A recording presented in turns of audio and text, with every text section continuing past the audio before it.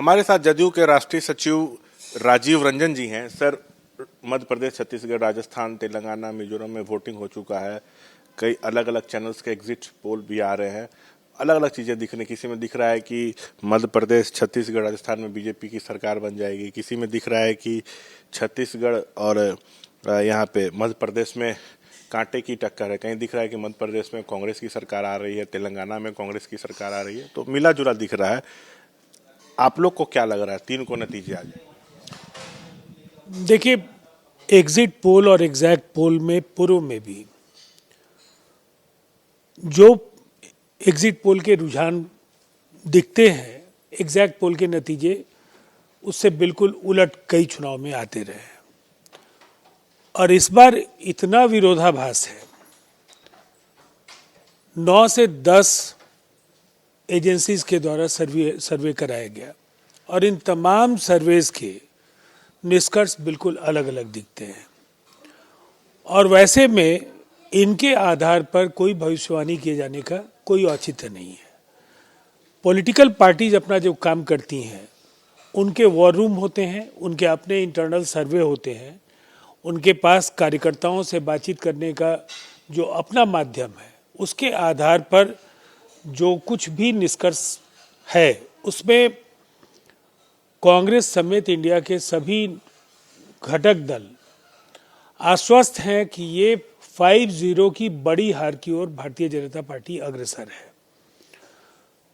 एकाध जगह नजदीकी मुकाबला हो सकता है, लेकिन जो नतीजे हैं वो एक प्रभावी जनादेश के तौर पर कांग्रेस को मिलते दिखते हैं।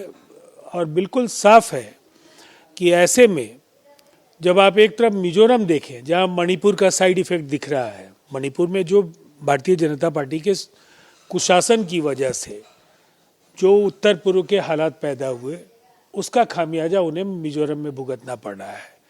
तेलंगाना में अब देख रहे हैं एक बड़ी जीत की ओर कांग्रेस अग्रसर है। वहीं जिन 3 राज्यों में जिसकी चर्चा ज़्यादा है राष्ट्रीय माध्यमों में, इन तीनों राज्यों में कांग्रेस एक बड़ी जीत की ओर है।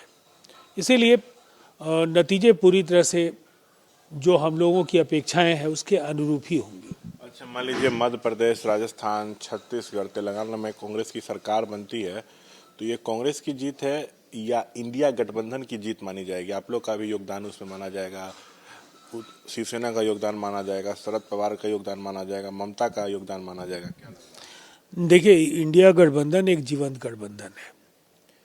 इसमें जो भी शामिल दल है, उसमें राष्ट्रीय पार्टी और क्षेत्रीय दल सबका अलग अलग राज्यों में अपना अपना आधार है। लेकिन जब एक वातावरण बनता है तो निसंदेह हम ये कह सकते हैं कि नीतीश कुमार जी की कोशिशों से इंडिया गठबंधन की बुनियाद पड़ी और अब तक का जो सफ़र है काफ़ी बेहतर समन्वय के साथ इंडिया ने जारी रखा है। इस दौरान जो पूरे देश में एक उम्मीद बंधी है कि भारतीय जनता पार्टी और नरेंद्र मोदी जी के कुशासन से इस देश को मुक्ति दिलाने का काम इंडिया ही कर सकती है। और निसंदेह इन चुनाव में चाहे बाकी क्षेत्रीय दलों की वहाँ भूमिका हो या नहीं हो, लेकिन वातावरण भारतीय जनता पार्टी के खिलाफ जिस कदर बना है, निसंदेह उसमें इंडिया का बड़ा योगदान है। क्या कांग्रेस इसको मानेगी? अगर मान लीजिए जीत जाती है कांग्रेस, को कहेगी तो मेरी जीत है? देखिए, निश्चित तौर पर कांग्रेस को इस जीत का सेहरा बांधने का पूरा अधिकार है, लेकिन कांग्रेस के नेता भी इस बात को स्वीकार कर लेंगे कि जो वातावरण पटना की इंडिया की शुरुआती बैठक से बनना शुरू हुआ और जो बेंगलुरु से लेकर मुंबई और उसके बाद जिस तरह से लगातार आपस में जो बातचीत होती रही और जिस रणनीति पर हम काम करते रहे हैं, उसका नतीजों पर जरूर असर पड़ा है। बीजेपी का 5 राज्य में सुपर साफ हो रहा है।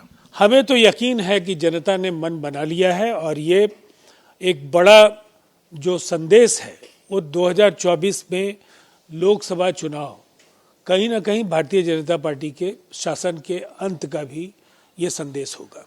ये थे राजीव रंजन हमसे बातचीत करते हुए। कैमरा पर्सन विशाल राय के साथ शशांक कुमार, एबीपी न्यूज़, पटना।